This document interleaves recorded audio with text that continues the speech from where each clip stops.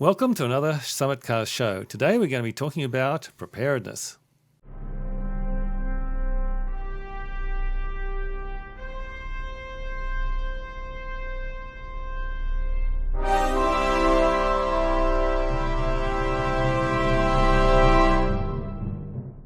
Welcome to the show. There's all sorts of news stories about supply chain disruptions, backups in container ports, all sorts of things happening, so shortages in supermarkets. So we're going to be talking about what does it take to be prepared for these kind of things. And we have a guest today, Ross. Welcome to the show. Hello, everybody. Thanks for being here. And maybe start off by just talking about what's your philosophy for preparedness? My philosophy of preparedness really comes from being a resident of Paradise Valley, Montana. Many years in the service and things like that in the American military. But the key thing is that when you live somewhere like we live, you're pretty much prepared for being able to exist in case the roads are snowed in or the power goes out or, some sort of an event happens, that kind of thing. It's very, very common in the valley. Yeah. But it's also becoming the things that we do in order to make sure we don't run out of stuff and we're uncomfortable is starting to be important for other people as well because of some of the things that you mentioned. There's a whole panoply of emergencies that can really cause disruption and quite a bit of uncomfortableness for folks. And we kind of have a little guide that we follow and kind of talk to new residents about. I'm the president of the Neighborhood Watch and kind of the all around, here's how to get along in Montana kind of guy. Yeah. So for the escapees from California in Texas, who are finding out that their $800,000 house in California, their tiny $800,000 house buys quite the nice property out here. Yeah. So, but there's a lot more they need to do in order to make sure that they're not just sitting in an empty house with no power and no gas and no heat, as some of our residents have. Poor folks. Yeah. So, and I can't stand by and watch all that stuff. You kind of feel like you have to let them know. Yeah. So I guess you kind of start with what are the common kind of emergencies and you prepare for those, and then once you got those taken care of, then you kind of build up to more complex situations where you may need to do a bit more, right? Well, that would be the well thought out way to do it. Most people will prepare for the emergency that they just got through. Yeah. So, for example, in 2010, we had a really serious snowstorm. You and I both know how hard it can be to get around here in Montana. Every road in the county was closed. Every road. And this is quite a big county. Including the main Highway 89, And when state highways close, it's a big deal.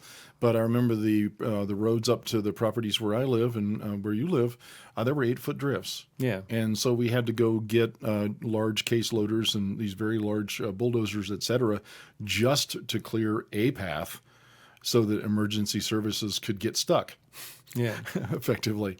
So a lot of snowmobiles, a lot of other things got pulled into play there, but a lot of people were not prepared. Yeah. I won't say who the neighbor is, but he knows who he is. He had just moved to a property south of us, and I got at least one panicked call a day as various things failed. Yeah. So first their gas, some line broke or froze or whatever. Then the water lines broke and froze. Then they ran out of Netflix DVDs. I think that last one might have been for the kids. Yeah. But it was pretty bad, and a lot of people had emergency problems. We had several heart attacks. We had a couple of people that had to go to the hospital, and one guy who was going to lose his job if he didn't get to a flight in Bozeman. Wow.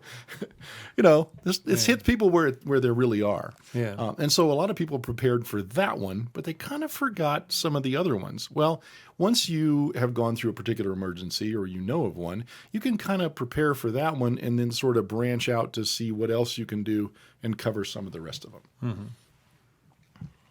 So where would you start in Montana? In where we live? For a rural area like this, power grid issues are a real problem. Mm-hmm. Most of the power grid is buried, especially on the way to people's houses. So we have a lot of wind here. We have some world-class wind. Yeah. People in Mount Washington, Vermont or whatever are laughing at us. But if you've ever tried to, I was walking in Livingston one day and had it blow a pair of headphones off my head. So we get some really heavy-duty wind. And anything that's above ground that is part of the infrastructure is affected. Yeah. Well, that's a big one. If your power goes out, your water or your well typically goes out. We got wells here in the rural area. If you have a stove, like a pellet stove or whatever, that's electrically fired, that's out. Any blowers are gone. Any central your heating is gone. Yeah. Any central heating is gone. So you're down to a wood stove, some lanterns, some candles, and anything else you may have prepared. Yeah. A lot of people don't do well with this. And remember, any kind of emergency that we talk about, there's a force multiplier of the weather. Yeah. So if it's winter and 20 below outside and you lose heat, that's a serious situation. If it's 55 and sunny outside and you lose power and heat, not so much. Yeah. It's an inconvenience. So what would you do to prepare for that kind of scenario, the power grid going out for like a couple of days, say? Well, it depends upon where you're at and what your needs are. Most people realize that if the power goes out, as long as their pipes don't freeze and things like that, they'll probably be okay. So there are a number of things that you can do, including the Mr. Heater Buddy and various other propane-based heaters. So I could actually keep my pipes, the input pipe to my house, from freezing by properly placing at low power a Mr. Heater propane heater. There, just to make sure that underside of the house doesn't get too cold. Yeah. That's the main thing that causes things to everything else is buried. Yeah. Except for the pipe that basically goes into the house. Yeah. And if you can turn that off in an emergency, if you can turn the water off at the source, then you're going to be a lot better. Yeah. That's one thing. A lot of folks. But you've got to have some water to drink and so on. So well, that's a very good point. Without your well, what would you recommend for that? Oh, there's a number of different things. Bob Vila, the home improvement guy, Bob Vila's site, I think it's bobvila.com, has a wonderful set of water storage, water emergency preparation items on there. So just go to his site and take a look at that.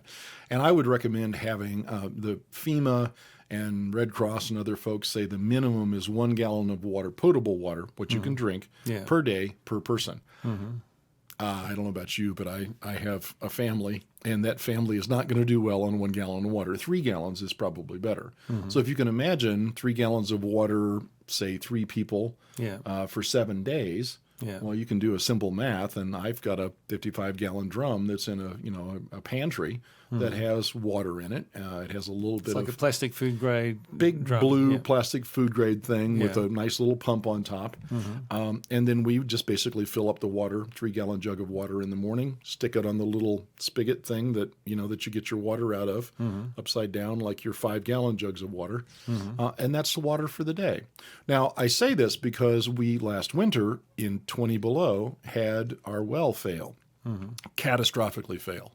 So there's 4 families that have no water, and it was about 8 days. So that 55-gallon drum of water was exceedingly useful in that particular instance. I had been putting up with a little bit of guff and a little bit of teasing before that. This is taking up a lot of space in the pantry. Sure is. Yeah. Yep. And all of a sudden, boy, that thing was great. Yeah. So what do you do? What do you need to put any water purification stuff in there so that it'll last and not grow algae? Over the over a fair period of time, like a year, you would get something like that in there. But most of the time, if you're putting good water in it, potable water already, you're okay. There are these little water treatment bottles that you can get, and they tell you exactly. There's 100 sites that tell you how many drops to put in, how much water. And I can't remember if it's half of one of those or a whole one or whatever that goes in 55 gallons. But it doesn't change the taste of the water measurably. And if you take it and put it through a nice Berkey 2-stage filter or something like that, well, then you get rid of any taste. Or if there's anything growing in there for that time. And do you need to change that water periodically, like once a year or something? Yeah, every once in a while you should roll that water over. So what we typically do is in the summertime, if we're going to be cooking something big or whatever, we'll just draw the water out of that and then refill it. Well, the trick is refilling it before winter. What are the trees? Yeah, that's true. What are the garden? That's true. Yeah. I do some wash water or something like that. Yeah. So okay. A lot of folks have also. There's a set of bathtub bags that you can get. That the moment that you hear something is happening, you whip this big bag that goes in the bathtub out and stick it under the spigot and turn it on and fill the whole thing up. And most bathtubs are 70, 80 gallons of water. So that would do it too. Yeah. Oh, yeah. And then there's a little pump, Yeah. you know. So that, and if your pump doesn't work, you just reach in and push the bag. Yeah. So a lot of our retirees and older folks and folks who just don't want to be carrying 5 gallons of water around will do that. And if you have toilets that are, 1.5 gallon or whatever, instead of the old 3 or 5 gallon flushes, that'll last you quite a long time. So if you're not on city water will go out if the power goes out for any significant amount of time. Yeah, If but you'll be able to fill it before all the Usually. water's gone from the system. Usually, yeah. If not, well, you didn't start fast enough. Yeah, Read the signs is the thing. yeah, So, but I think a lot of folks around here have been through enough emergencies or enough uncomfortable situations or have heard of them, from other folks that they're like, okay, I'll get these things. And they don't cost hardly anything. I mean, a 55-gallon drum is a, 50, 60, 70 bucks or whatever, and they come with a pump. yeah.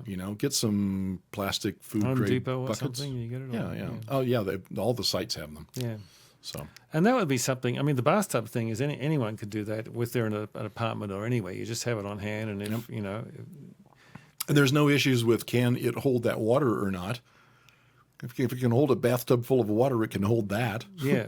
So it's rated that way. You're not going to drop it through to the next apartment usually. Yeah, and it doesn't take any space in your apartment. You can be a really small apartment. You can have that and be ready for that. And having that much water in a case of emergency is exceedingly useful. Yeah. So, and that water is the thing that we have the most problem with. Now, some people will say, well, it's going to freeze if everything else is cold. Yeah, you're right. So there's all kinds of stuff you can do for that. You can put a blanket in the tub before you fill it. You can put something over it. But, the whole goal is to get through the emergency with the least amount of uncomfortability. Yeah. And water is one of those things we can't do without for more than a couple of days. Food, we can go for a while. Yeah, food you can get by without Internet access and Instagram, we can get by without. Never mind what my kids would say. You can get by without them for a while. Yeah. So that's water. Next necessity is food, right? So what do you recommend for food? Well, there's all kinds of little kits you can get out there, and I've had this conversation with people. They look at this and they're like, no. I just stockpiling food and stuff like that. I'm like, you're using the wrong terms. Stockpile food. If you live in this area, and let's look at it this way: the nearest grocery store, not convenience store, grocery store, is 27 miles away. Yeah. The nearest big box store where I can get a whole bag of rice or whatever I need is 65 miles away. That's Costco. Well, I don't go every week, but I go most weeks, and so I kind of buy ahead. Yeah. Let's say that one week I'm too busy and I can't go.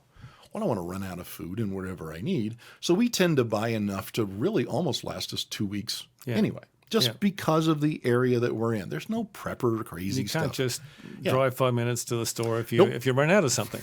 Nope. And having that infrastructure nearby is great. Yeah. But it means that the moment there's an issue, you and 5,000 of your closest friends are going to be at the store.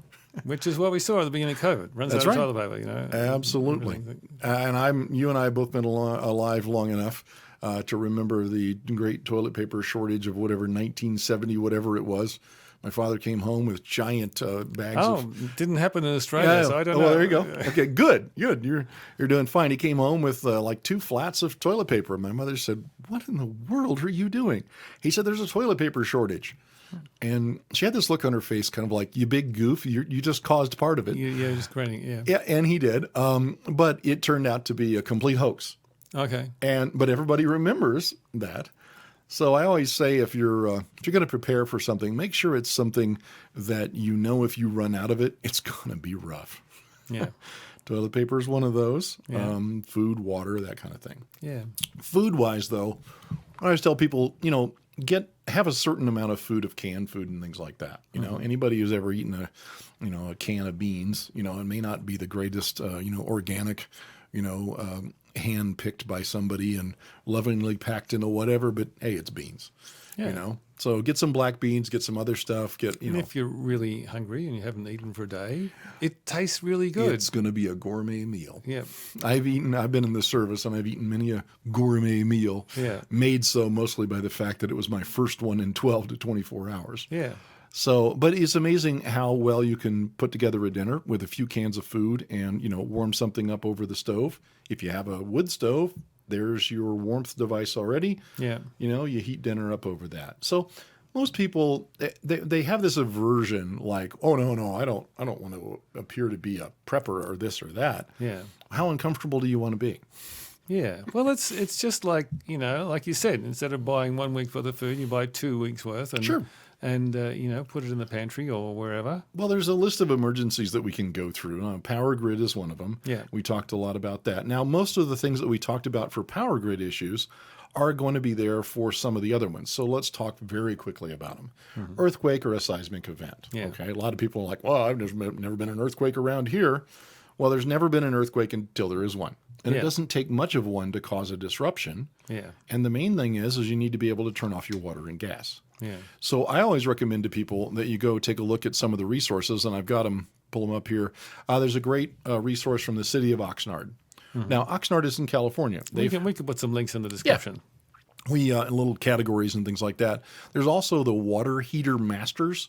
Now, these are folks who you can tell when there's a site about something like water heaters, there's a lot of questions about them. Yeah. Anybody who's ever had one fail and fill their basement with water knows that you want to know more about that. And also, Oregon Public Broadcasting has a really nice resource. And these are all about how to turn off your water and your gas so that you don't have problems inside your own house. Yeah. Right? If the break is outside somewhere, most people will say, I smell gas. No, you smell the smell that they put so that you can detect gas. Yeah. You can't smell the gas itself. So, but if there's a gas leak outside, somebody will be by fairly quickly in order to take care of that if they can. That's not a good thing to have a large gas leak. Yeah. Around here, most people are electric. They might have some propane. You got propane, yeah. Things like that. And you do need to know how to turn off your propane at the tank. The tank. Yeah. Yeah. And if that's it's a very simple thing, but just make sure you know how to do it. Pop the top on it and take a look at it. And the best thing to do is when the guy or gal or whoever it is that shows up to fill up your tank, go out there, have a nice conversation with them, maybe take them a cup of coffee and say, how do I turn this off in case I need to? They will be delighted to tell you that information. Most of them are educators. They're used to having folks, ask them how to do stuff. Yeah. Well, let's talk about a couple more of these because earthquakes and seismic events, that disruption is usually of transportation, of your water, your gas, things like that. Electricity probably. Sometimes. Yeah. Electricity is a little better with that. If your infrastructure is above ground and made of tissue paper, like it used to be for us in upstate New York, then anything that causes a problem is going to affect that. Yeah. Lots of generators and sump pumps and things like that in that area. Airborne hazards. So a lot of people are like, now, you're just getting silly here. You know what? You're talking about radiation? No, I'm talking about ash. If we have an earthquake or we have some sort of some kind of a volcanic event or anything like that, hello, Mount St. Helens. Mount St. Helens, yeah. Yeah, look at the one, was it in Iceland, that disrupted air travel and the economies for however long? Yeah. If we have anything like that, then you need to be able to take care of kind of sealing off your house, et cetera. So a lot of people look at that stuff and they're like, oh, I don't know. I don't think I need to prepare for that. Okay. It's not a bad idea to have some plastic sheeting and a little duct tape around. So just plastic sheeting and duct tape is what you need, basically. Yeah, there's a lot of recommendations about the different kinds of stuff. There's this great place called the Volcanic Ash Mitigation Society.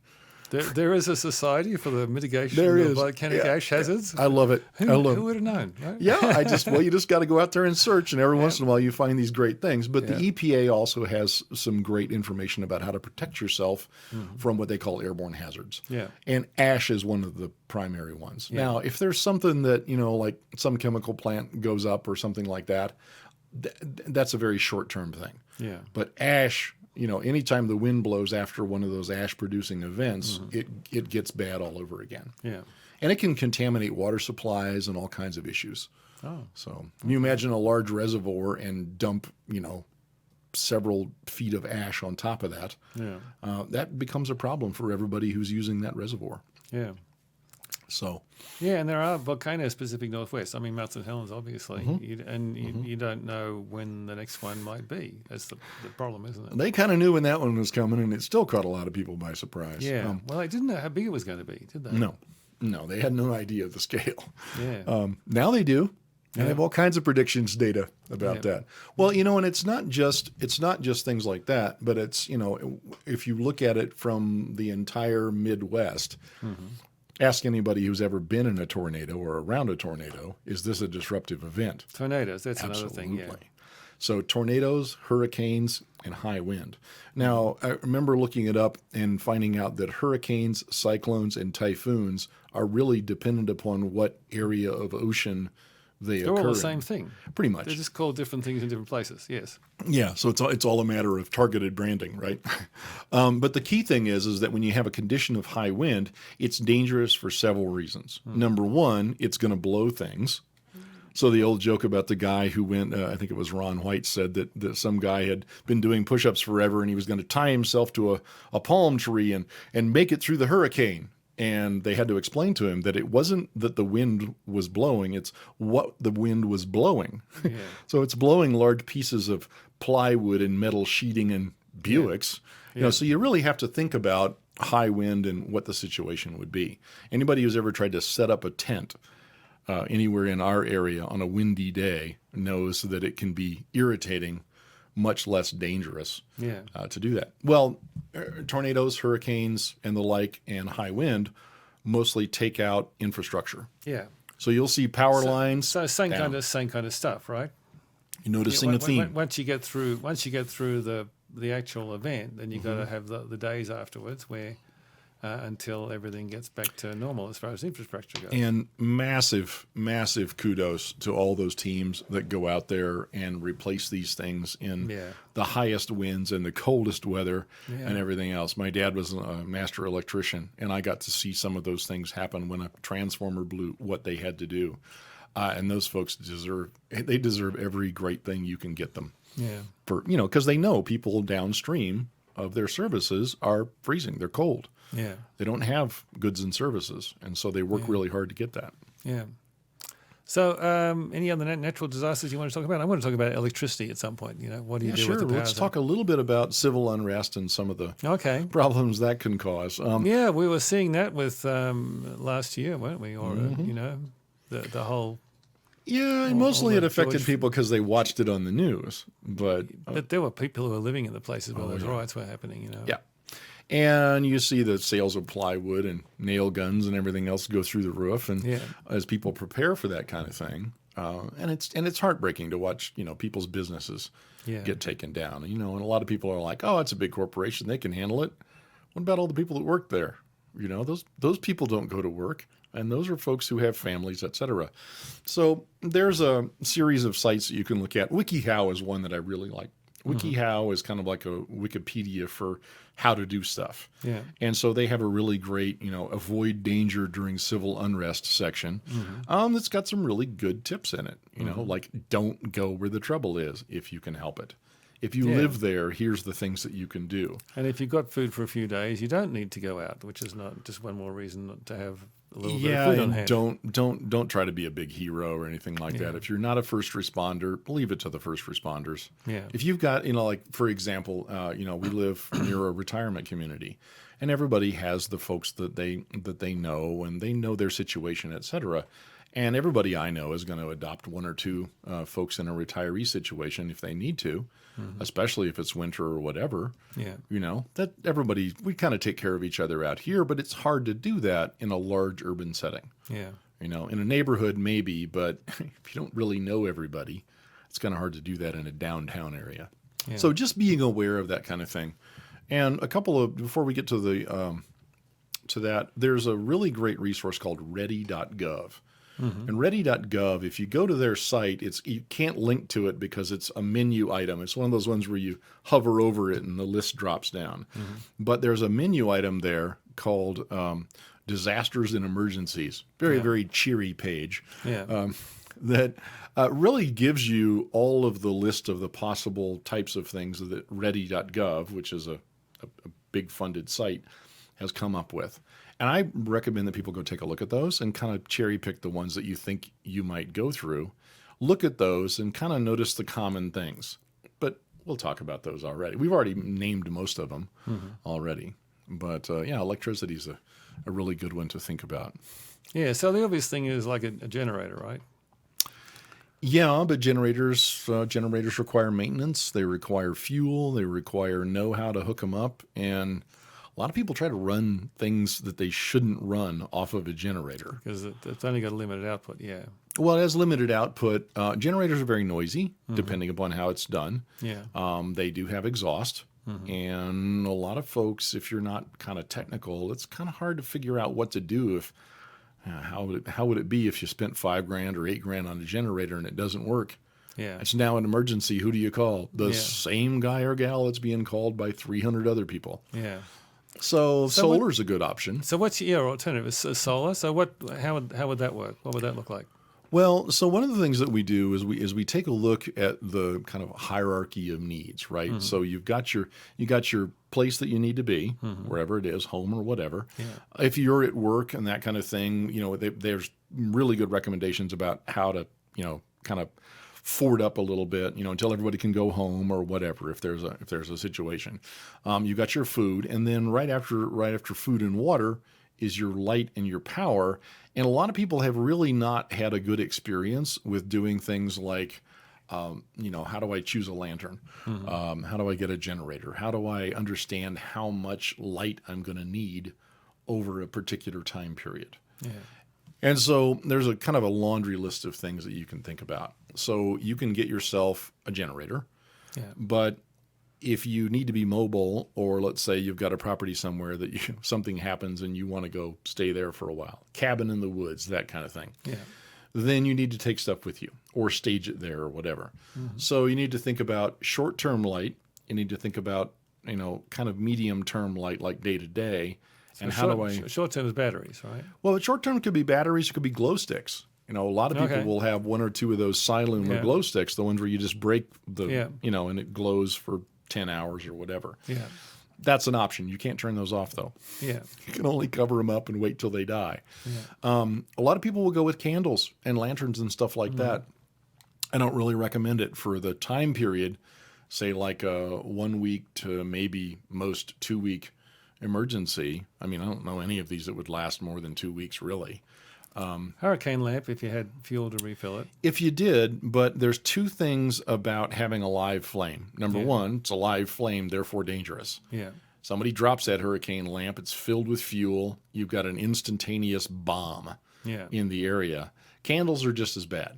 And that is somebody will forget it's a candle and, a scarf will go into it and there we go. Yeah.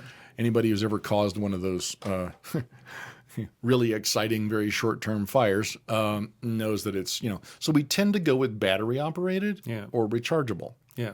And I've got a couple of lanterns and things. One of them is a Phoenix, F-E-N-I-X. Drop a link in there.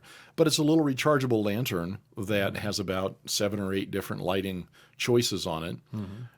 And that lantern, I don't remember the lumens, maybe a 20 lumen glow, will last for 50 or 60 hours. Yeah. Well, if you take a 7-day emergency, at least 10 of those hours are daylight, and then you need 2 or 3 on the evening end and 1 or 2 on the morning end. That's really about 5 hours of light a day. Yeah. So if you divide that by the number of, I've got a rechargeable lantern that will last for 2 weeks in that. Yeah. So I don't really need to recharge the thing, but you can bet I'm going to. Yeah.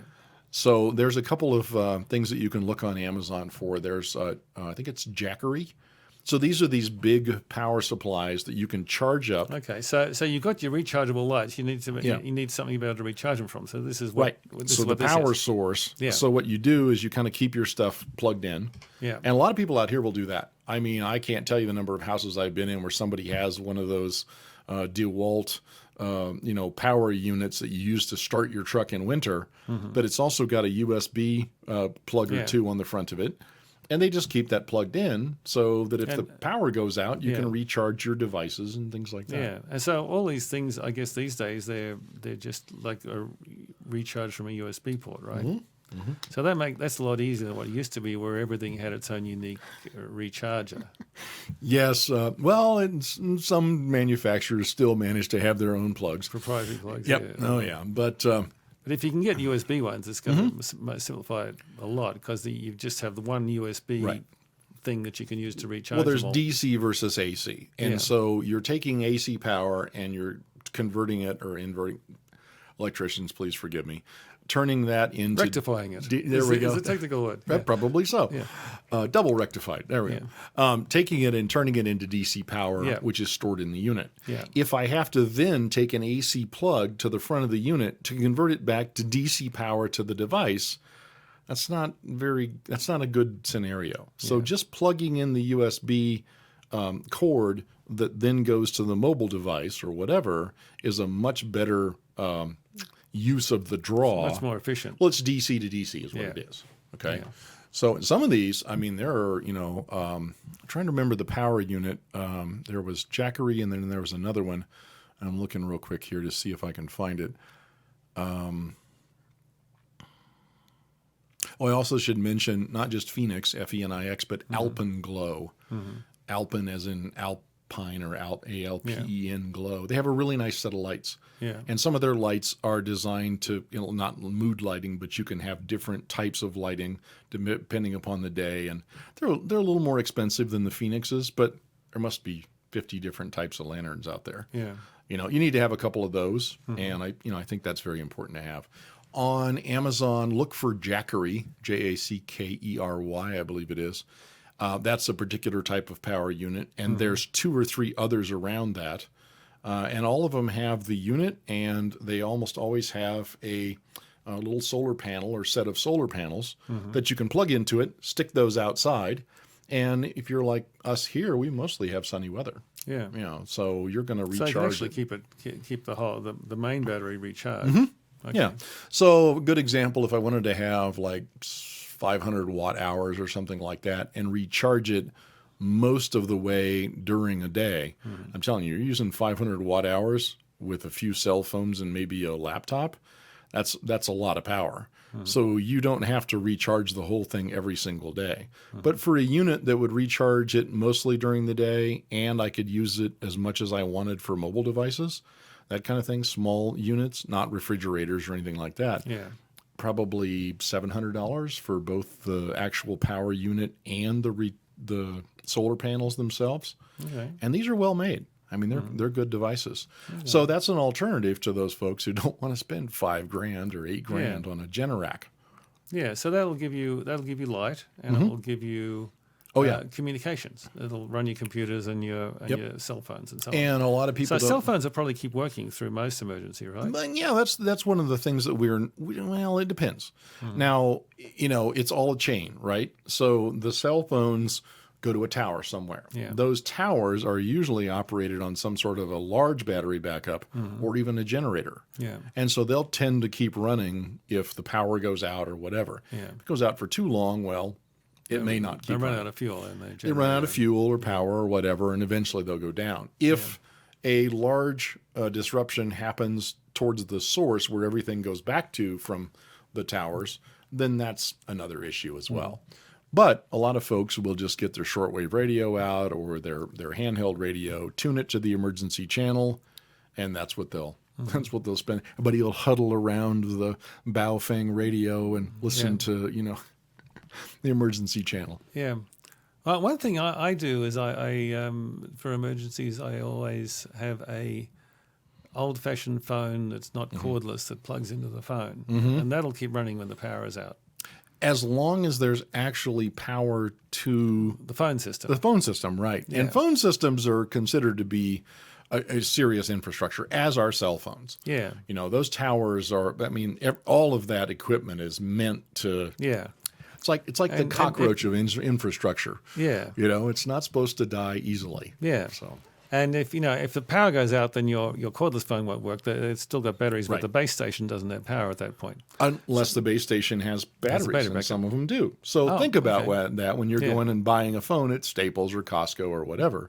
If you want the thing to work. I just have a $10 phone with a wire to the handset, You're no fun. We want to spend a couple of $100 on one, and it's got me through every power outage. You're why the economy is now. Yeah. Well, that's true. And so, just being able to pick up that old dog bone phone and say, hello, 911, they've all got power because they all have generators. And it's a good thing. Yeah. So, seems like we've covered the basics. Oh, heat. Well, we have one other thing. The other one. Oh. Two things. Yeah. Sanitary arrangements. Oh, okay. Very important. Well, if you've got water to flush your toilets, you can. That's good. It depends upon where you are. Let's throw the different scenarios out there. Yeah. If you're in a suburban or urban, whatever, wait a minute, a city, an urban area, then you're dependent upon the fact that stuff goes somewhere and where's it going and what happens when it gets there. Yeah. If they're not continually processing the stuff, it's going to back up sooner or later. Yeah. Well, there's things we can do about that. You may lose your sewer in the city. Yeah. Yeah, you can almost depend upon it after a certain period of time. Now, if you've got a leach field and your own sewer arrangements, septic tank out here, you can go quite some time.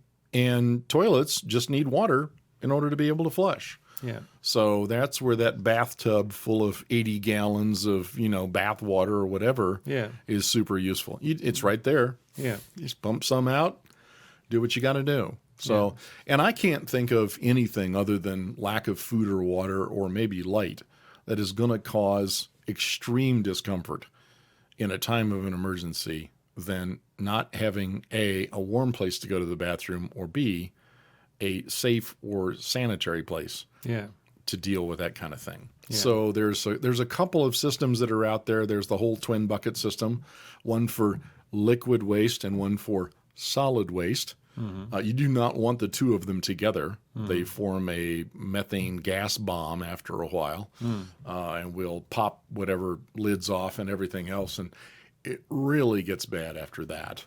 Yeah. And a lot of this comes from the military and some of the things we did wrong in the service and produced really bad situations. You can dig a latrine in the backyard. It's just a hole. Yeah. Put a little structure over the top and off you go. So, yeah. Or you use your septic system. Yeah. So heat. Heat. Yeah. Well, nearly everyone here seems to have a wood stove. So they're in pretty good shape.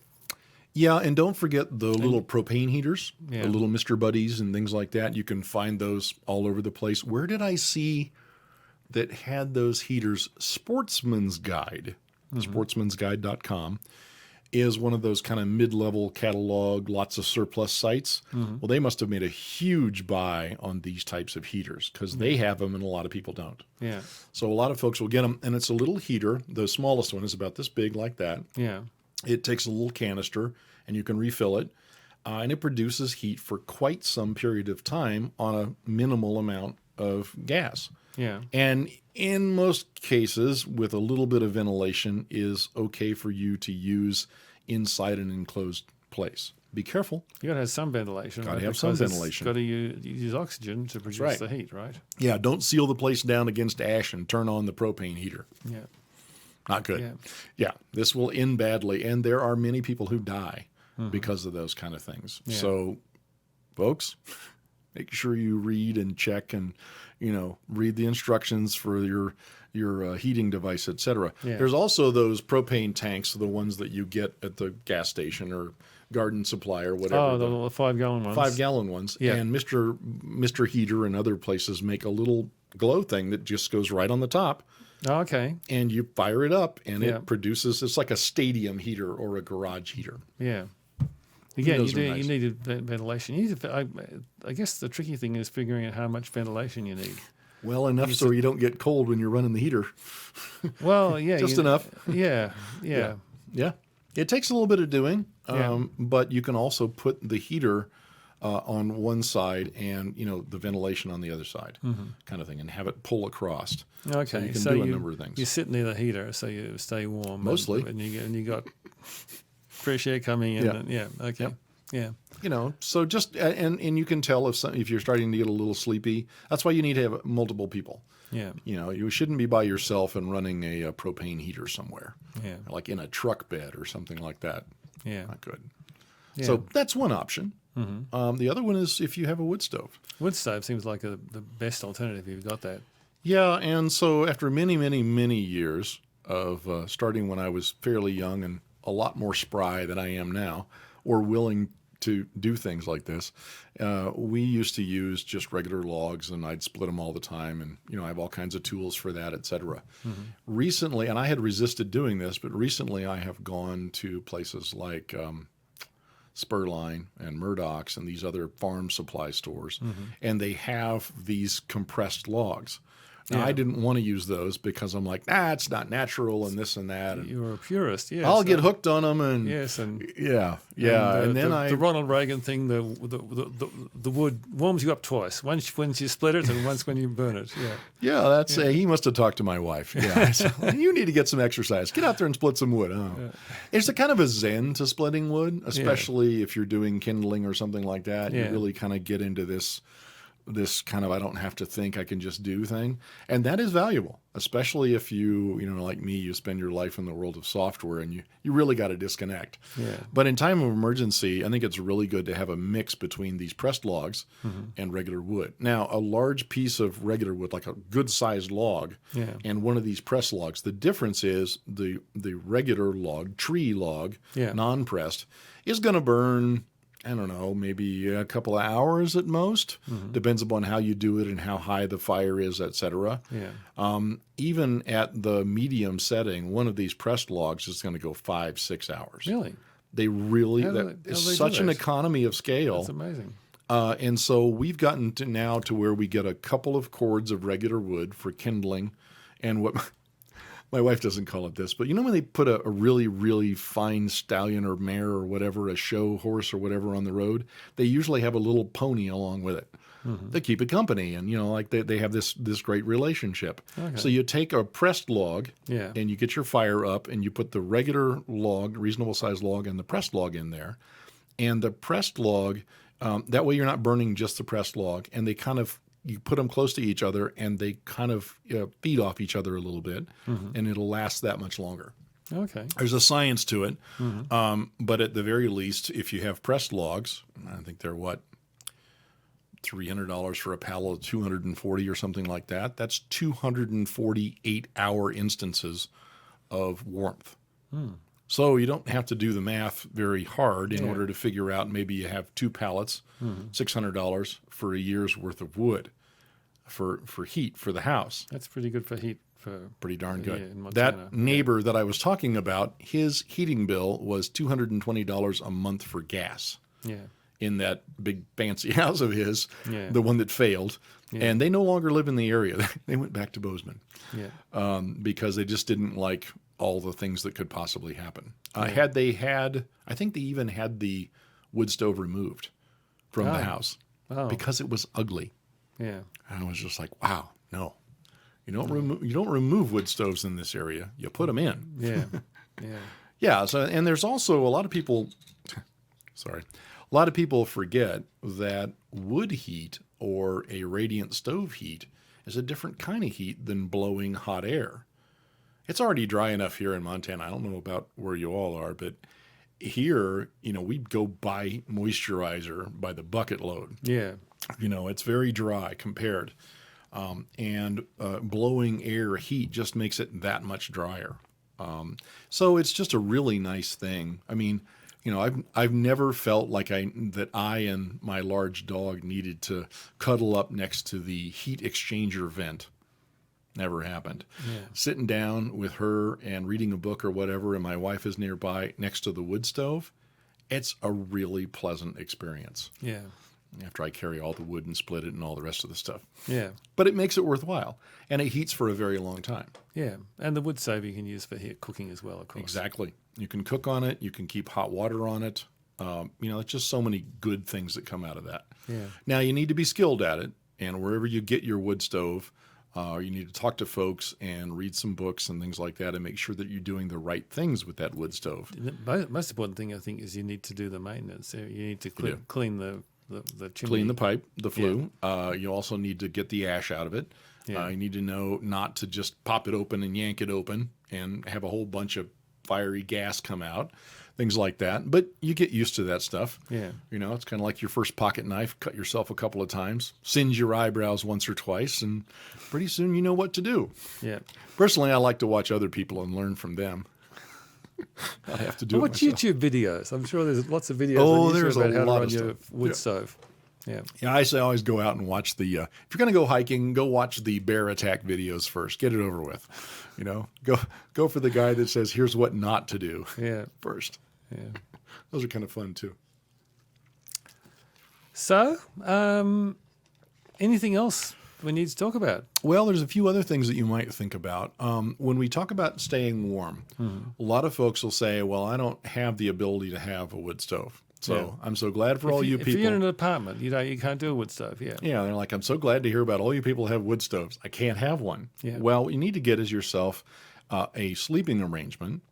If there's 2 of you or 3 of you or whatever, you really can do a lot with that. You can buy these really extra big sleeping bags, heavy duty ones. I like the Cabela's Outfitters, the XLs. They got a -20 bag that really is a -20 degree bag.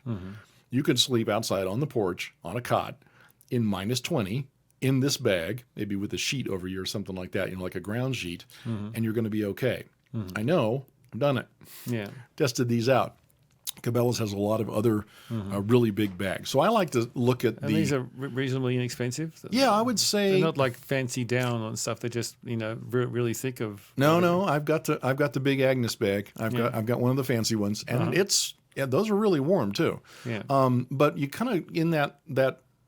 I would go to Cabela's and look at the sleeping bags, and these are not ones that you want to carry around in a backpack. They're not super lightweight. Oh no. Yeah. Oh no. But they're warm. Which for this kind of situation. If you're going to be at home for a week or so and you want to stay warm, then you want to have something that's really warm. Yeah. And a lot of people say, "Oh, I got lots of blankets and I got a down comforter and all that." That's cool if you've got them, but you got to have something to sleep on top of. So you got to sleep on something. Yeah. Get yourself insulation underneath you. Now, if you got a bed or whatever, that's fine. Yeah. You got to have something on top of you and around you, and you also want to have some kind of underlayer that you didn't spend your day in to change into. And long johns, polypropylene or duofolds or whatever, those are amazingly good for that kind of thing.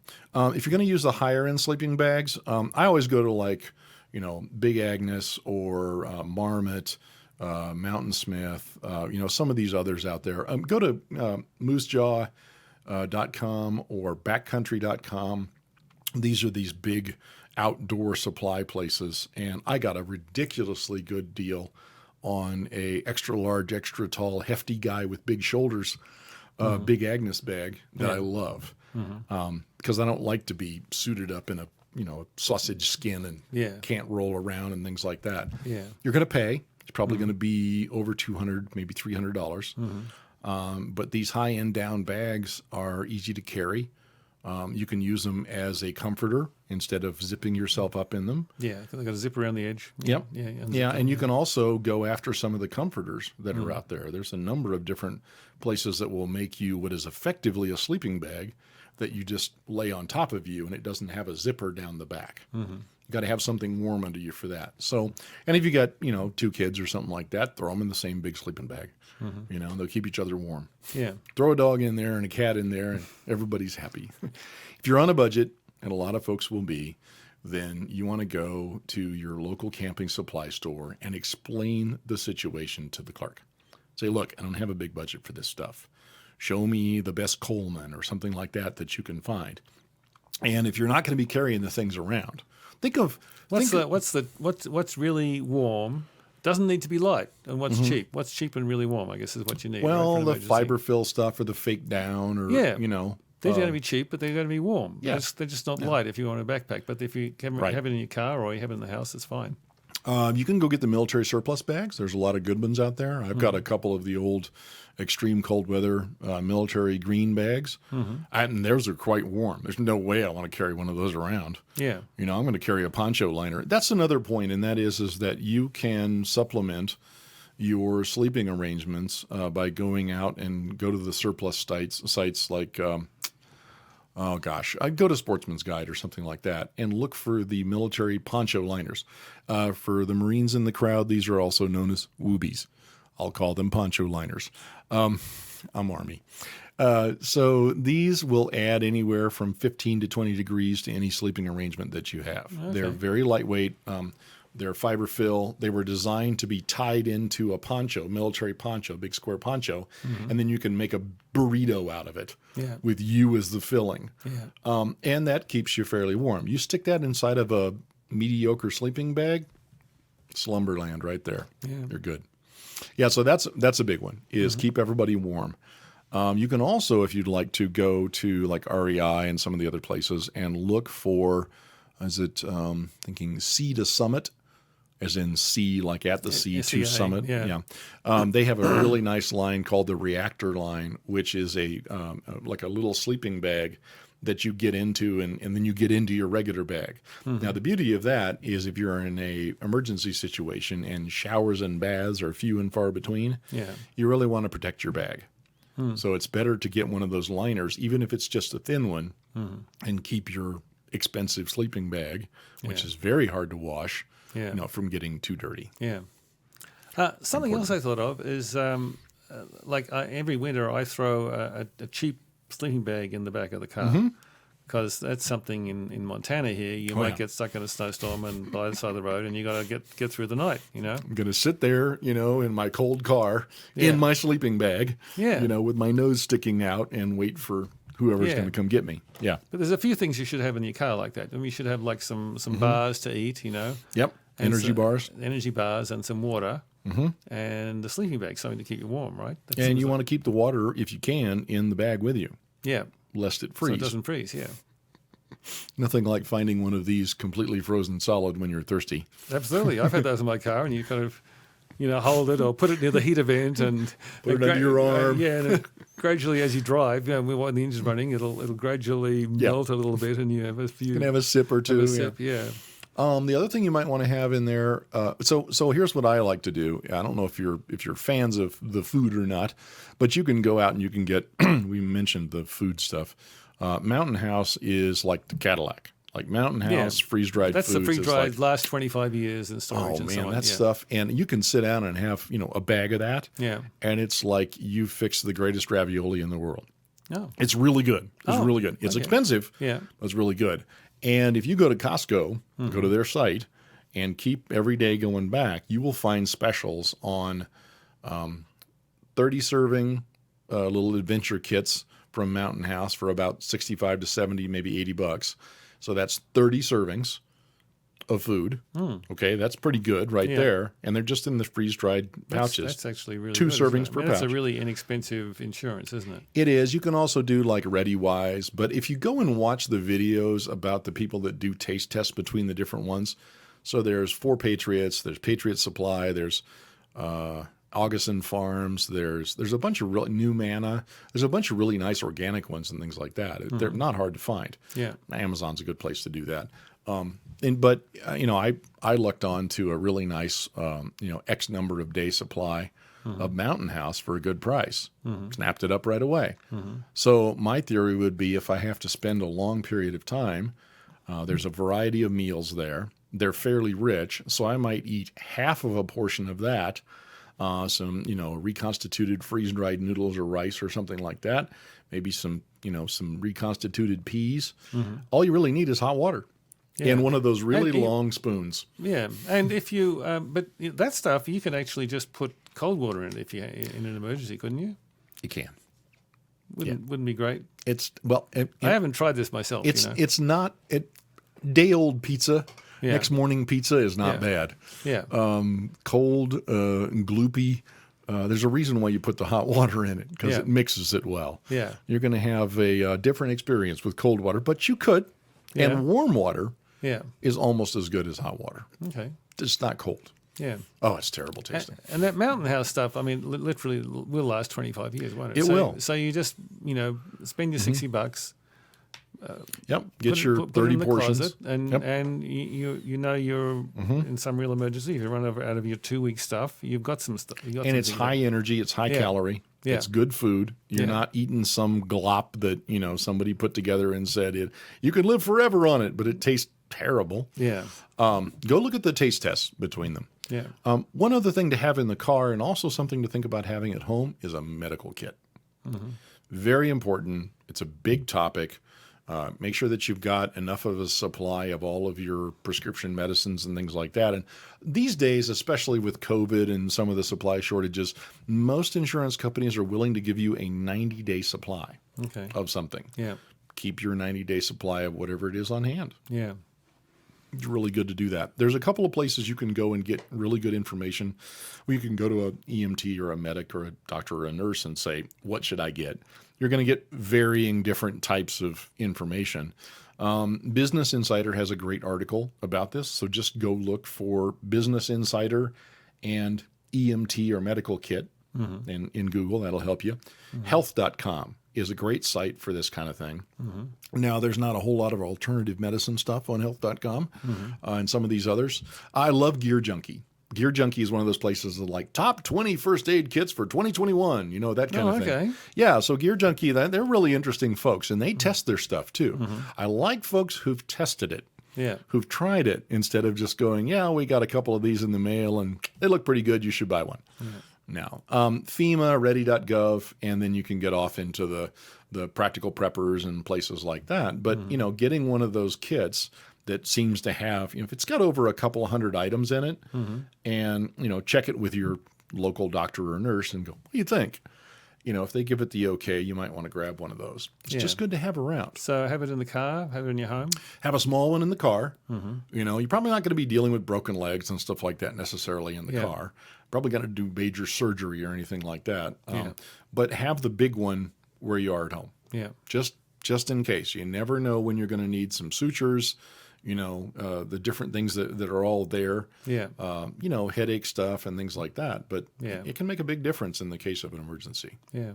Yeah, folks don't like being in discomfort. And the other thing is, and this is a tough one for some folks, but if you are into essential oils, a lot of folks find essential oils very calming. So they'll have just a standard pack of essential oils.